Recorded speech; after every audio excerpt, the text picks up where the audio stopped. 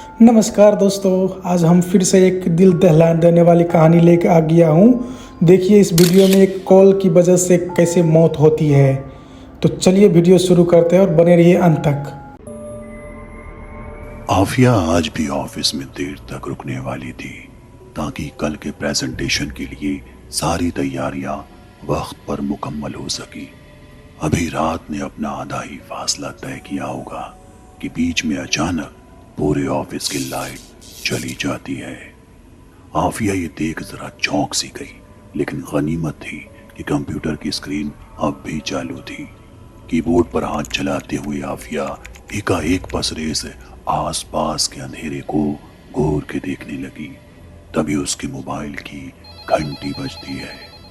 ये उसके शौहर जुहान का कॉल था, लेकिन ना मालूम क्यों आफिया इस कॉल को बजता देख बुरी तरह से कांप गई। आखिर इतनी रात उसके शौहर ने उसे खैरियत पूछने को फोन किया होगा, उसमें डरने की क्या बात।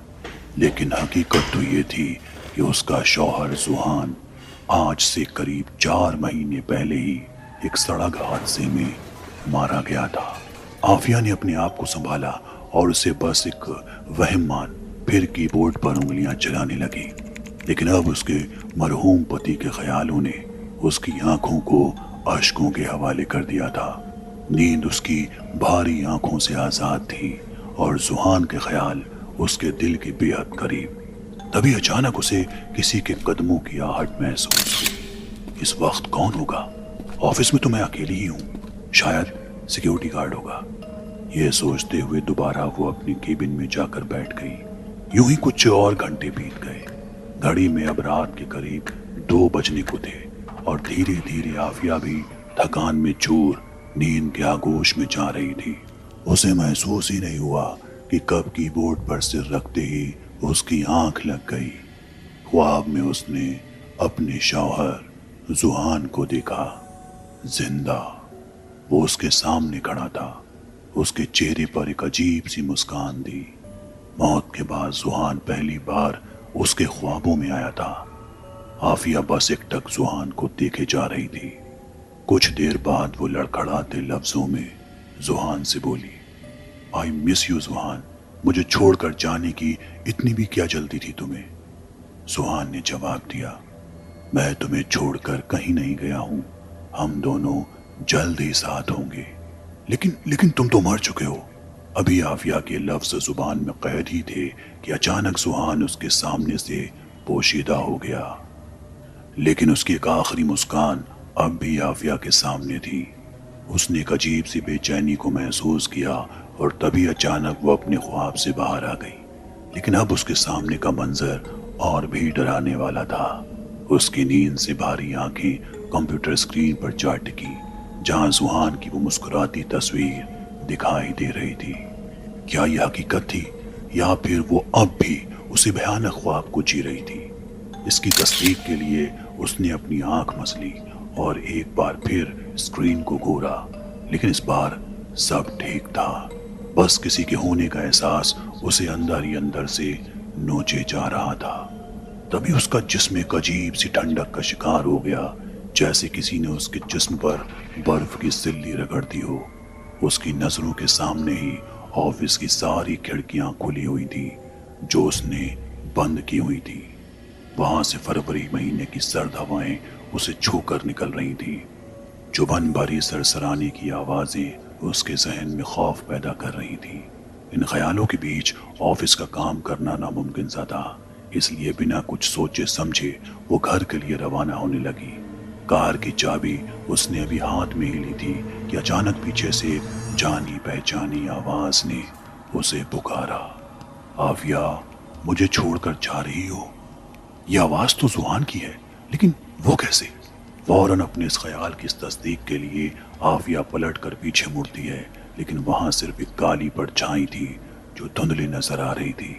आफिया उसके थोड़ा और करीब बढ़ती है, लेकिन अचानक उसके हाथ पर लाल सुर्ख खून टपकता है। उसकी नजर जैसे ही ऊपर की तरफ उठती है, वहां जुहान अपनी खौफनाक शक्ल लिए आफिया को घूर रहा था। खौफनाक चेहरा, आंखों से टपकता खून, फटा हुआ माथा और टूटी हुई उंगलियां। आफिया इस वक्त एक ऐसे मंजर की चश्मदीद थी जिसे वो कभी भुला नहीं पाएगी। उसने खुद को संभाला और पूरा जोर लगाकर लिफ्ट की तरफ भागने लगी। उसके पीछे पीछे सुहान भी दौड़ रहा था। उसका दिल जोर जोर से धड़क रहा था और वो तभी लिफ्ट के अंदर जा घुसी।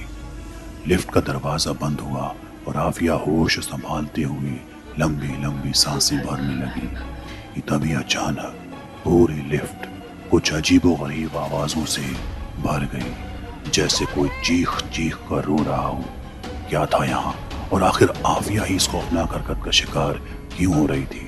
उसके जहन में दफन ये ख्याल उसके मन को नोच रहे थे कि तभी अचानक लिफ्ट नीचे पहुंची और दरवाजा खुला। लेकिन अब जो मंजर सामने था वो और भी ज्यादा डराने वाला था। आफिया चीखना चाहती थी, लेकिन उसके लिफ्ट के दरवाजे के सामने सीमेंट की एक दीवार सी नजर आई जिसने उसकी चीख को लिफ्ट में ही कैद कर दिया। आफिया जब तक कुछ समझ पाती इससे पहले ही उसकी सांसें फूलने लगी। उसे ऐसा महसूस हो रहा था जैसे किसी ने उसे जिंदा दफना दिया हो। वो अपने दोनों हाथों के नाखूनों से उस दीवार को नोचने लगी ताकि जैसे भी करके वो इस लिफ्ट से बाहर निकल पाए, लेकिन ये ऐसा जहन्नुम मालूम होता था जिसका कोई अंत न था।